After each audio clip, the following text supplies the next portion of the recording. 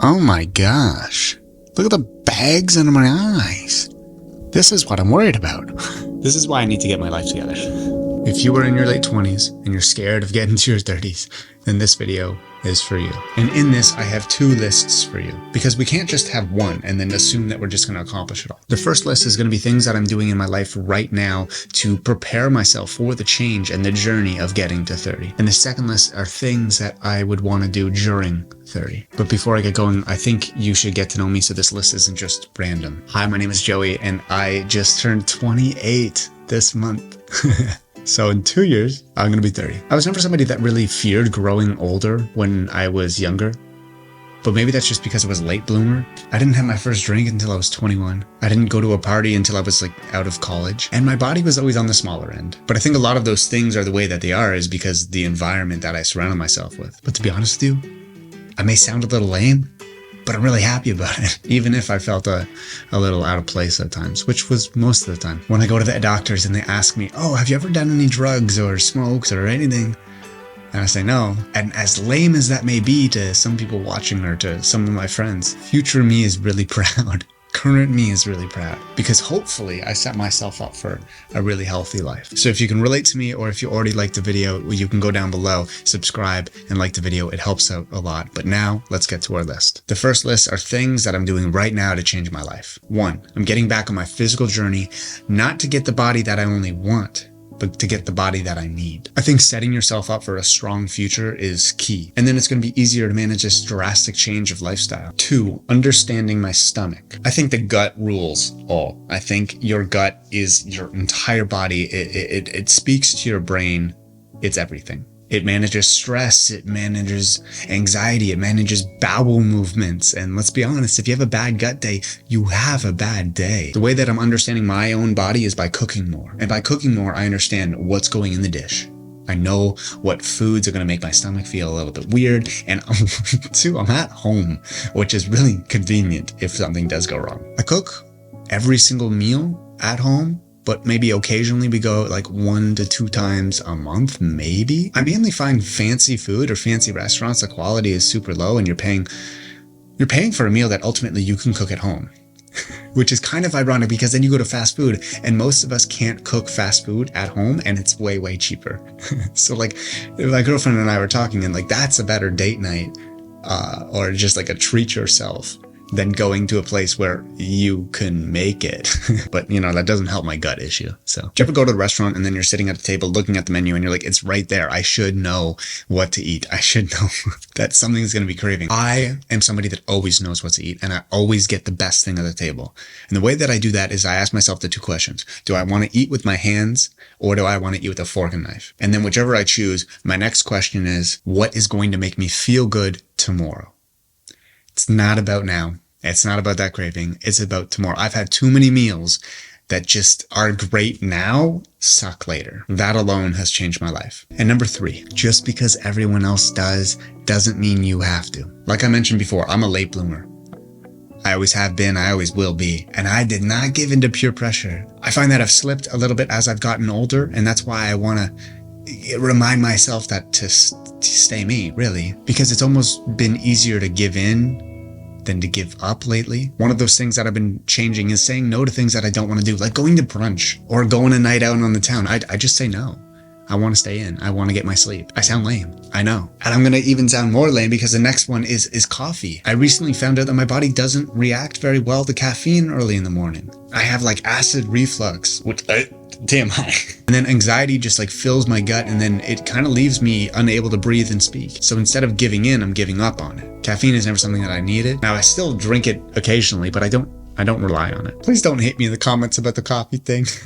Before we get into our next list, here is a word from our sponsor, BetterHelp. May is Mental Health Awareness Month. This month is about spreading awareness that it's okay to ask for help. I first went to therapy when I was 16 years old, and it's because I had head injuries due to sports.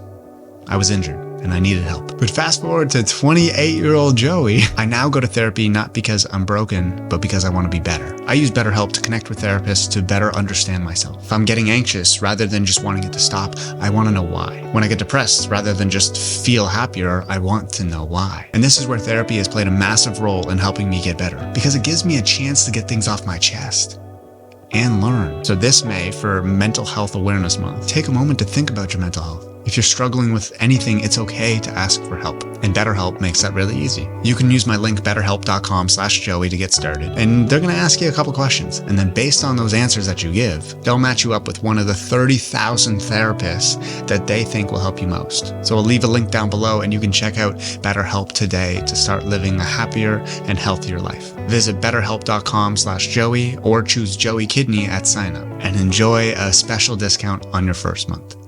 And now, back to the video. And now the list of things that I want to accomplish before I turn 30, or during the year of 30. 1. Set up a retirement savings plan. / ask all the questions about money. Don't worry, I already got a savings plan set up, but I want to make sure it's perfect because I don't have a pension. I'm self-employed, so I have to create my own. 2. Have an honest conversation with myself about my body and my routine. It's so easy to say, yeah, I'm going to be a friggin' ripped 30-year-old when if you don't have the time or if you don't have the money, you're going to have to change that. The more you train, the more gym memberships you need. The more you train, the more food you need and liquid and water and electrolytes and everything. And the more time as well. And not everybody has that. So let's be realistic. 3, host a party. How lame do I sound? I've never hosted a party before. Like I said, I was a late bloomer. I was always the shy kid. Like that's just not who I was. But now I own a home and I think it's my turn in my friend group to maybe host a party in the last 15 years. 4, join a club or a community. This could be a run club, a tennis club, not a pickleball club. We don't do that around here. Or maybe even a poetry club.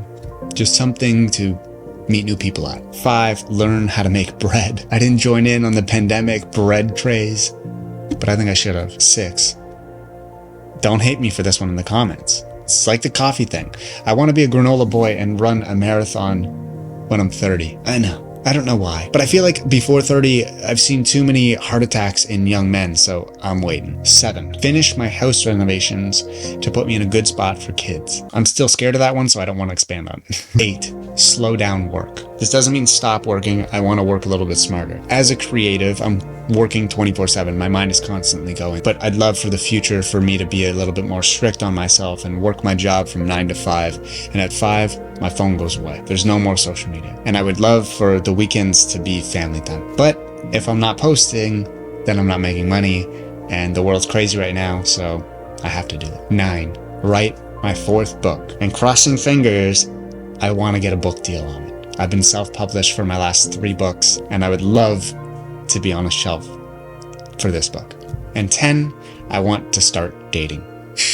Yes, I did say I have a girlfriend in this video, and that's who I'm talking about. I want to date my partner more. I want to fall more in love with my girlfriend. I just find in relationships, when it gets comfortable and cozy, we stop dating, we stop trying, we just fall into, oh, we're tired, let's sit on the couch.